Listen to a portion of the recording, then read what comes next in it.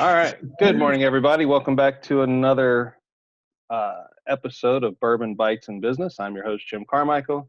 We have several people here today. This is just our regular meeting. So without further ado, we'll kind of just jump into it. WC, I'm not sure if you want to put in the chat box who you are. You're welcome to introduce yourself if you unmic yourself. Hey, Jim. That's Wesley or Wes Carson, my brother in Naples, Florida, checking in. Oh, never mind. Hi, Wes. You're on never mute, know. Wes. You can unmute it if you want. So anyway, state of the industry. Haven't seen a whole lot change in the last week. I do know things are moving. Matt, you've had a good week. I know that. Matt Perkins is moving some stuff. I don't know if anybody else has. Let's talk about successes first. Who's had some successes they would like to share? We bought one in Edgewood for 140,000 on White Oak. It had some fire damage for 140, and we closed on it yesterday for 319.9. Nice. And that was raising the comps there in Edgewood too. That's outstanding. That was a good buy. 417 White Oak was the address.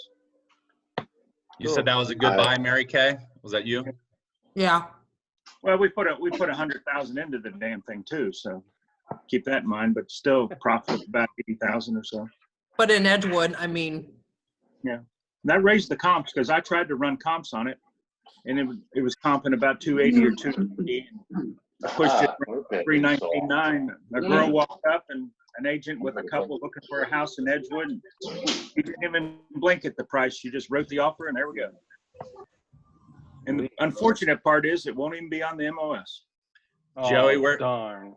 Joey, where do you make your money on a real estate investment? What part of the deal? The buy. On the buy. So you bought it right, Mary Kay.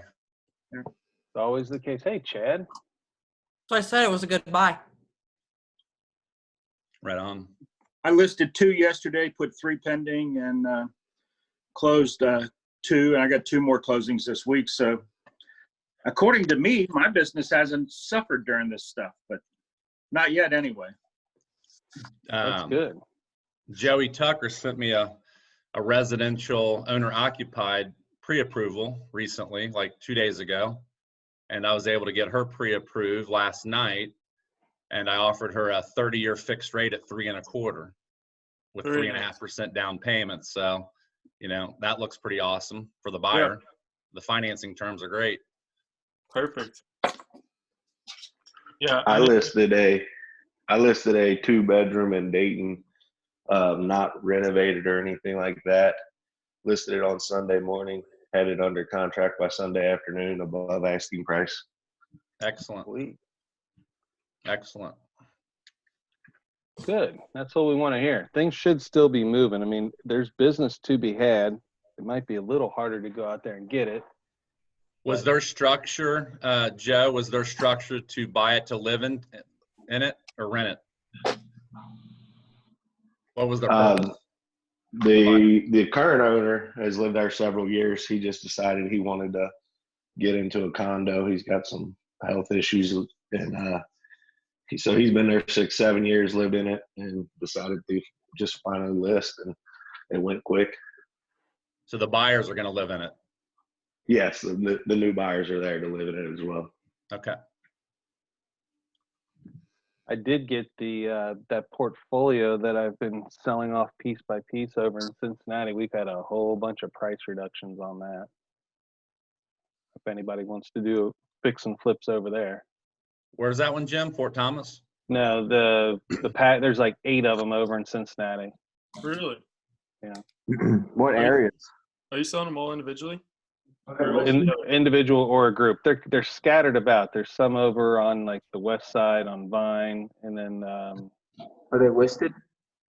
Some of them. There's one of them that I'd give you, but I'm not allowed. What area? What? Price Hill? No, the one that I give you is on Lincoln. It's not. It's Elmwood. Elmwood Place. Yeah, that is kind of rough. Some of them are. I mean, some of these you can get. Like that one on Elmwood Place, you can have it for probably $10,000. Okay. We'll have to get we'll have to get a list of the properties from you. We might be interested in buying them all. Okay. Lists are good. Yeah, lists are good. Lists are really good. My and for those who don't know, I've sent it out. I think everybody, I don't know if everybody knows or not. And it's all over the place. My 14 unit on Sanford went out of contract. The buyer's lender fell out. It's just a good cash flow property. It's not a fix and flip, and the people aren't super motivated to sell. It cash flows like crazy, but it's selling at an 8 cap for $679. Is that the big green one? Yeah, Where's it at? Sanford Street in Covington. Oh, okay. Just cash flows like crazy. And you got that one listed, right? Hmm. Is there anybody looking for a 2-family in Erlanger that cash flows really nice? Chad, maybe? What's it listed at? 44,000 thereabouts is the list price. Probably needs $60,000 to renovate it nicely, and the rents would probably be about $2,200, $1,100 a unit, $2,200 gross. I went and looked at it Sunday, but I'm not interested in rentals. What area of Erlanger? 524 Greenfield. Pretty common street, I think, for multifamilies. Matt, you know that street pretty well, Greenfield in Erlanger? I've got 2 offers in on that property. You do? Okay. Yeah. It was listed about 6 days ago, something like that. Success. Hey, Matt York, aren't you getting ready to close yours? Oh, I'm trying to. Oh. So this is my first go with a hard money lender, and it seems like every time I get him the information he's looking for, I send it, and then he comes back and asks me for like 5 more things. Welcome to mortgage underwriting, Matt. Matt, is that I just clear want to know. choice? Just tell me everything that you need so I can get it to you, because it's prolonging the whole process every time he does this. Matt, is that the Clear Choice company? Yeah. Okay. The Clear Coin. Oh, what's up, Farhan? What's up, Matt? How are you, buddy? I'm good. Good. Hey, you should have went through Tony Carson on that one, Matt. He can do all the lending for you, bud. I don't think Farhan would tell you that we kept asking for additional stuff. Well, maybe a few times. It's normal, Matt, in mortgage underwriting. If they want something, they're going to ask you for it. If you don't give it to them, they're not going to do the deal. If you give it to them and it checks off their list, then you'll get the deal. All right. Yeah, my guy over there has been pretty cool. Jim introduced me to him, actually. But if you look at their website, they're not lending anymore. And I shot him an email, and he said, "Don't worry, I'm still going to get yours processed." So, Sound familiar, Joey Tucker? What he just said? Yeah, unfortunately. Sounds like the way of the world. I've talked to my guys over at US Bank and Heritage Bank, and they've really put the brakes on a lot of deals they're dealing right now. They've slowed a lot of things down. So Same thing at my brother's company, which is a small little company bank called Wells Fargo. yeah. Or nobody. Major changes within Wells Fargo going on. And Chase. I've got a question for you guys. For this draw structure, and this is one of the things that he keeps asking for, and I can't really give it to him right just yet because I changed the scope of my project, and he hasn't gotten back to me with like the updated numbers on what the cost and what all they can lend to me, because I've increased my rehab amount. And so I know the contractor that I'm using, he wants 40% up front, 40% in the middle of the project, and then the last 20 when it all checks out, right? So I mean, is that something I can do on the draw schedule? Is put it in percentages and rather than money amounts? Joe, Tucker, you want to take that question on? Putting it in percentages, if it's similar to the product that you had, Tony, then it's going to be tough. I mean, most of the time when we put a draw in, it was when each individual line item was complete. We try to put that draw item in and try to, lump together 3 or 4 line items. If you go in and ask for a percentage of, say, your drywall work, I think you're hit or miss on what you're actually going to get from them. So it's best to put everything on the front end, I would say. Itemize everything to the best of your ability on the front side of things. Ask for more up front, not less. So if you think it's 60 grand, ask for 70 grand. You don't have to use it, by the way, but you can't. It's hard to go back. They don't like that when you start changing things, adding things, deleting things during the process. It gets a little tedious at that point, doesn't it, Farhan? Is that Yes, what you and Joe experienced?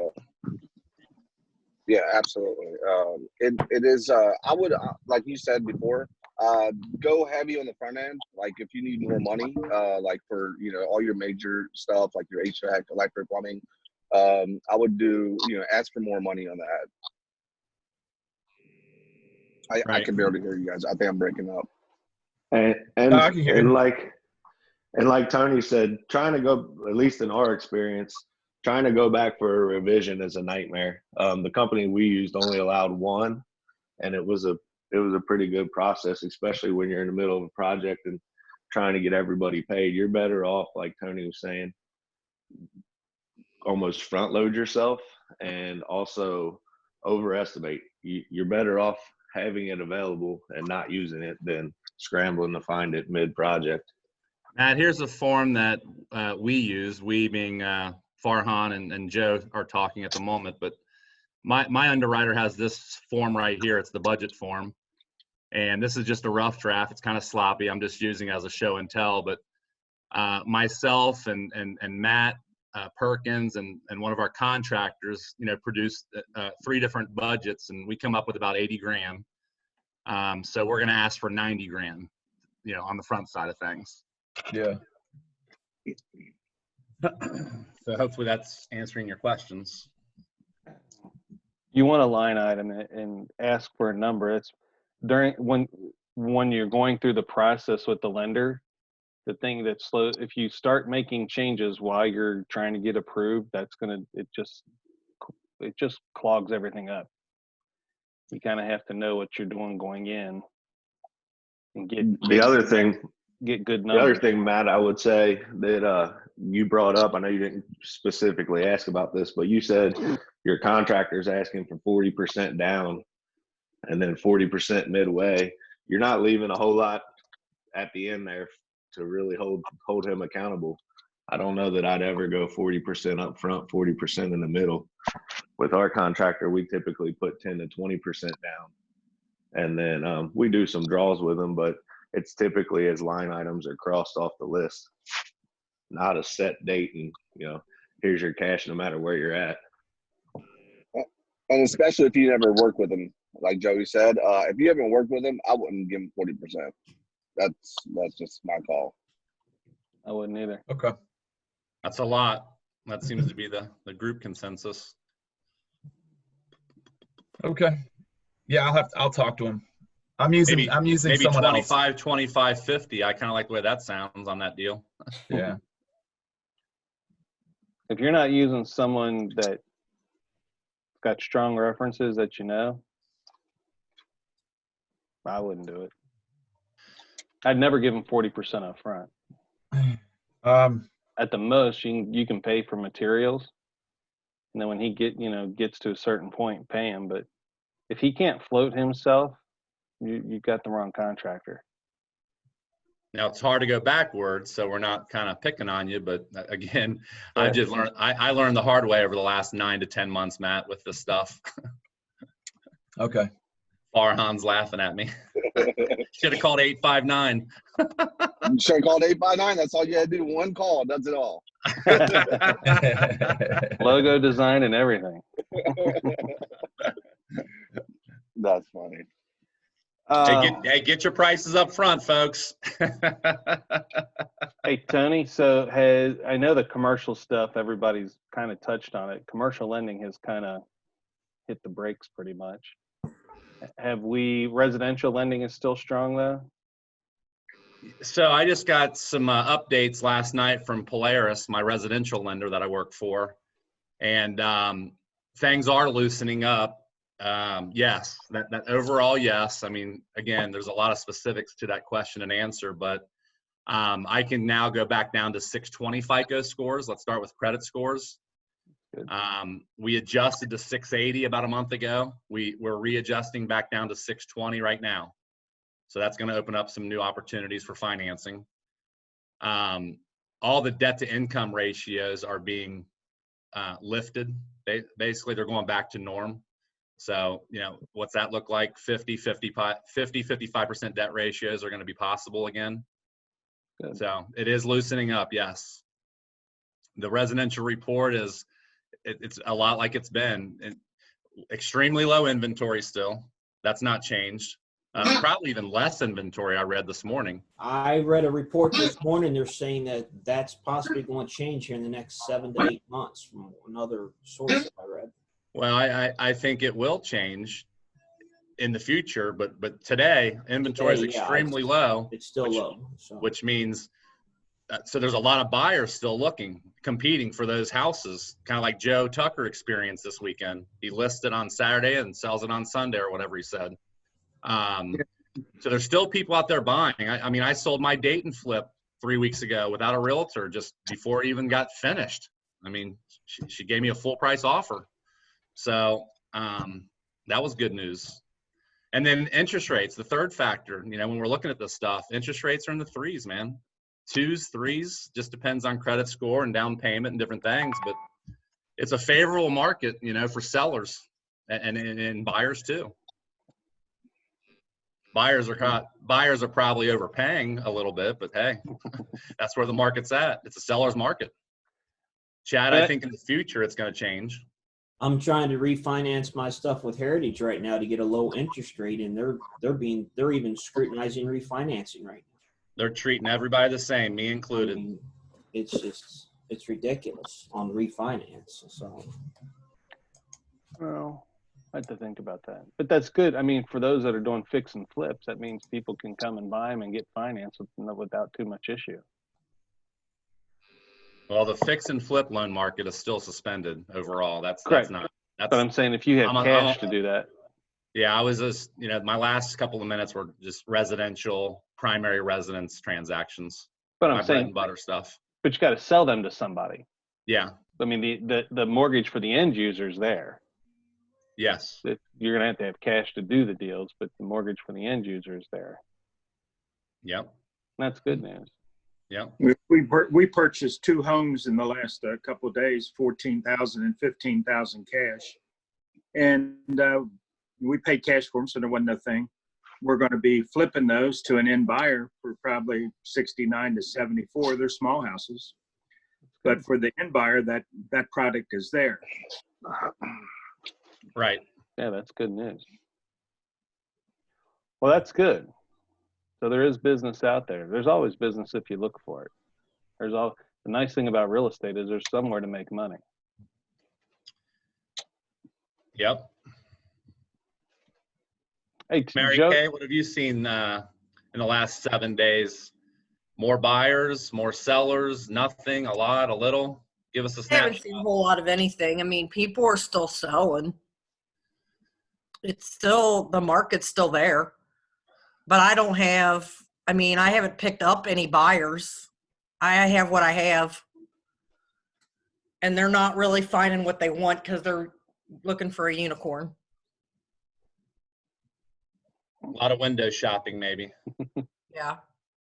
People sitting on the sidelines, out of fear probably, and just kind of waiting to see what happens. A lot of that happening for sure. Yeah. But the buyers who are buying, they're doing it. So I guess you just got to check out their temperature when you first talk with them. Are you wanting to buy something in the next week, the next month, or the next year? That's always a good question. Well, the thing is like I was with one guy that was ready to buy, and he lost his job the next day. He got furloughed. Be careful with that. That's happening every day to all of Yeah, us. I mean, he was in the middle of getting his pre-approval. Like he hadn't even filled out finished filling out the paperwork. What's unemployment right now, Chad? 20%? 25? It hasn't reached that high yet, but they're expecting it possibly to get to that level. Okay. Are we in the teens right now? Yeah, we're in the teens, yeah. So yeah, Mary Well, Kay you makes guys- a great point. You guys think of me if you're looking for houses that's not on the MLS. I've got 3 coming in Ludlow. I'm looking at the list here. I've got 4 in Latonia, Park Hills, a couple in Bellevue. Yeah, I mean they're bigger numbers, but 119 to God, the one in Lawton and Park Hills is going to be 6 1/4. But most of them's like 130 and stuff like that. So I've got product that's not on the MLS. Yeah, I got that one in Fort Thomas. It's not on the MLS, but for we probably get it for you for 330, 335, something like that. It'll ARV is about 525, 550. Nice, and you don't have to flip it. Hell, somebody could buy it and you could put in fresh paint and fresh flooring and have a hell of a nice house. How much are you selling it for? 335. Oh, okay. It's a big one. It's a real big one. It sits on 0.36 acres, flat lot. Nice lot in Fort Thomas. It's really pretty. Sounds like a nice house to buy and live in it, actually. Good primary residence for an investor who wants to. It'd be a great, you're going to end up, if you put 75 grand in it, you're going to have a, 100,000 plus of equity. Jake Newman, I think that's all you and the fiance, brother. Yeah. What Uh-huh. That's right. Jake lives in Fort Thomas. Yeah, I do live in Fort Thomas in an apartment. Buy it for 335. It's worth 535. Come on. What about those loans? I need that loan. Call Those are Tone drying up. Loan. Those are drying up. Well, you could get a primary residence loan on that. Yeah, I'm not looking to spend all my money in one place. Yeah, don't do that. I tried that about 20 years ago down in Florida and that was bad. Yeah, sorry. I stepped up and went with 875 purchase price. That's a big one, Tone Loan, almost $1 million. Wes Carson knows all about it. He had one too down there, right on the ocean, man. Gulf of Mexico. Woo. So tell us the story, Tony. I'd like to hear this. Offline, please. It wasn't good for me. Again, that was 07, 08. So, yeah. Sometimes my timing is bad. Sometimes it's good. I guess that's life. It happens, that's for sure. Yep. Wes, what's that condo selling for today? That 875 I had, maybe 675, 775. Sounds about right. I mean, it's making a comeback, but again, we're talking from, if you're comparing 2008 to 2020, that's 12 years forward. It's still not what I paid for it. It's made a huge comeback based on what you sold it for or shorted it for. Three times. Yeah. Yeah, I think I shorted it for like 475, I want to say off memory. Wow. It's almost doubled in the last 8 years. Naples is sounding better and better, y'all. I'm licensed in Florida. Give me some business. Come on, Mary Kay. Does anybody, I got a license down there. we got about 9 minutes left on this, unless we want to go over again. But does anybody have any inventory they want to unload, or anything they're looking for specifically that this group can help with? I got 2 in Latonia that I need to get rid of. They're both like 124. Brand new remodels, brand new listings.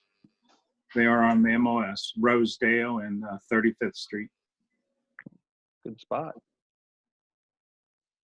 Those are, man, I got somebody looking for a rental. Does anybody ask if anybody looks for a duplex? 3-bedroom, 2-bedroom. We have a house on Wayne Street in Walnut Hills. For let's see. what is it, sale, rent? What is it? Oh no, it's it would need to be flipped. Yeah. Or give us some preliminary numbers to chew on. What's the purchase price? Hold on, Jake's looking it up. It'd be around 40,000. Buy. There's one a lot bigger down the street. It's where they're doing all the new apartments and kind of gentrifying area and new builds. There's a flip that was significantly bigger, sold for 400 on Wayne Street, and a couple in the 200s. But I'd have to look at it again. We've owned it for a little bit now. Is there good money to be made on it, Zach? Yeah, there is, but it does need. I think the issue we're having with it is it needs significant work. Not like the one in Dayton, but like there's a roof leak, and the windows are actually okay in it, but I mean it needs all HVAC. It would be a gut job, and I think people aren't really taking these on right now. So the budget would be what, 80, 100, 120? Have you worked up budget numbers? I would say in the 100. I got pictures. Hey, I'm not afraid of that. If I can do Dayton, I can do anything, can I, Matt? Yeah. Yeah. And there's a 4-family. I'm supposed to have a 4-family coming up on Westwood Northern Boulevard. Oh, really? With $2,600 in rent a month. We're buying 2 4-families. One on North and Shady Mist. So those are in Mount Airy. But we'd be interested in buying Westwood Northern. Do you have a price at all? No, I'm supposed to get with him today. We manage it, and he just told us yesterday that he wants to sell it. Okay. So I got to pull the P&L and get a price on it. I think ours are renting for 2,000s. They're 4-bed. Are they 2 1s? Or are they 4 1s or 2 2s and 2 1s? I think they're 4 1s, but I have to look. I'm not that familiar with the property. I don't manage. Okay. My partner takes care of it. I don't. All right. Yeah, we'd be interested in buying that one. I'm paying cash for stuff in Latonia. You got something in Latonia, I'll get you a cash offer. We're closing 72 hours. Nice. Latonia. There's one on the MLS in Latonia that I think the lady's willing to take a lot less than what she's got it listed at. If you talk to her, I can't remember. We talked to her a while back on. Oh, it might have been Huntington. It's a half mile from where you guys flipped Church Street. Matt, that's probably the one we went and looked at last week on Huntington. Yeah. Could be. I think 3714 Huntington is a pretty damn good deal. Could be made a 3-bedroom, and it's listed for 50,000. I think the resale's 140 or something, but I think we had her at like 30. We ended up offering like 25, and she was thinking about taking in the 30s. That 361 Huntington? I think so. The seller is done with that thing. the one on 329 40th went pending last night. It was listed for 24 and went for over 30,000. Dang. Bill Hauser's listing down there. It went for over 30, he told me. That's pretty good. Yeah. Chad, are you looking for anything in particular right now to buy or sell? Not right now, no. I'm sorry, that address was 3714 Huntington, Matt. Yeah. Let me see if it's the same one. It might be pending. I'm not sure yet. I didn't look it up last day or so. I got 3517 Lincoln coming down there in Latonia for 154. Huh. I'm turning one on 1309 Holman and 215 West 15th. We're turning those two right now. The two in Ludlow is going to be ready about the same time, about another 30 to 45 days. 29 Kenner and 310 Linden. They're going to be listed for 169 to 174. Those will be ready here in a minute. 510 Lafayette and Bellevue's coming up here by end of the month for 220K. We had one off yet, right? I know where Okay. that is. It's out of the flood zone, right? Yeah, there's no flood zone there. Then I got the big one in Lawton that we're turning right now. We're going to list that for 6 1/4. 1021. That would be a big one. Yeah, that thing's like 60 days out there. 3 more weeks, Matt. Just 3 more weeks.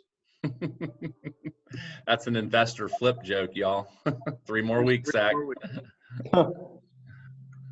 Joey, 3 more weeks. What do you got, Joey? You buy anything? You selling anything today?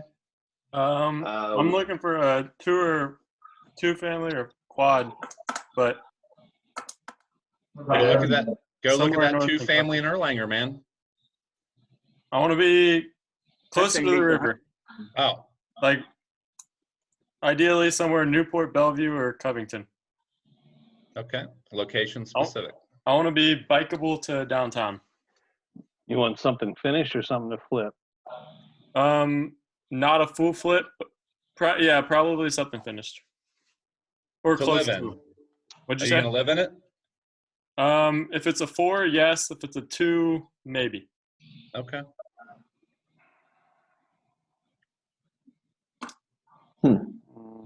Joey Tucker, were you gonna say something? Yeah, I was just gonna say that we got a 3-bedroom, 1-bath, possibly 4-bedroom in Dayton coming up. Hopefully about another month or so. Be in them probably 140s once it's fully renovated. Okay. Something coming up in Dayton in the 140s about a month from now. That could be, could that be Sherry Watson, Joe, the lady you sent me recently? Or Stephanie? I'm sorry, Stephanie Watson. Yeah, she actually is one I told about. I actually talked to a couple of people about it so far. I've got her pre-qualified for up to 150 grand last night today. So there you go. Right in the wheelhouse. I like it. Or maybe that Tiffany Turner from a few months ago, going off memory. Yeah, did you ever get her pre-qualified? I'll have to check into that and get back to you, man. It's been a few months now. I think so though, but I'll check it out. Hey, we're about to get shut down off of here. If you guys want to come back, it's up to you. Otherwise, we'll kind of go to next week. Jim, I think we keep going. I mean, the agenda says till 10:30. I'm just suggesting. I'm not sure everybody's got the talk yet that may want to or not, but I mean, raise your hand or whatever. That's fine. I'll reopen it. Just come back. It's going to cut us off in a second, and then just Jim. come right back. Hey, Jim. Yeah. Are you using a free Zoom account? Mm-hmm. If you want to, text me and I'll get you a Zoom account. I got to pay one that you can use if you want to use it. Oh, thank you. I'll get with you on the after this meeting. We'll reconnect on this same link. What do we do is just shut down for a minute and log back onto the same link? Mm-hmm.